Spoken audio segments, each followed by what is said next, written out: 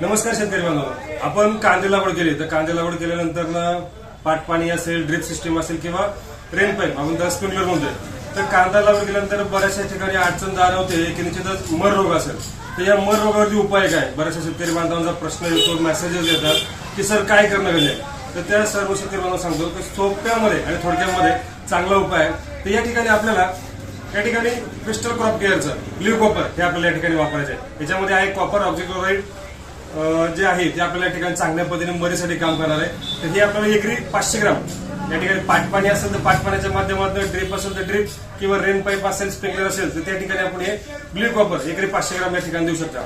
त्याचबरोबर या ठिकाणी कॉम्बिनेशन देत असताना या ठिकाणी अॅग्रोमिक्सचा कंपनीचा रिचार्ज पॉवर जेल ते जेली फॉर्म्युलेशन मध्ये जे आहे रिचार्ज पॉवर जेल, जेणेकरून आपलं रोड झोन डेव्हलप झालं पाहिजे, मुळी वाढली पाहिजे, म्हणजे जे मिळणारं जे न्यूट्रिशन आहे हे आपल्याला चांगल्या पद्धतीने मिळालं पाहिजे. त्यासाठी आपल्याला हे एकरी 500 ग्राम या ठिकाणी रिचार्ज पॉवर जेल द्यायचे. हे दोन्ही कॉम्बिनेशन आपण या ठिकाणी प्रति एकर यासाठी द्यायचे. निश्चितच त्यासाठी आपली होणारे जे कांदा मर असेल, जी स्वड होणारी असेल ती थांबणार आहे. त्यासाठी आपल्याला हे महत्वाचे 2 उपाय करायचे. निश्चितच ही माहिती आवडली असेल तर व्हिडिओ लाईक करा, शेअर करा आणि आपल्या शेतकरी बांधवांना पाठवा. धन्यवाद.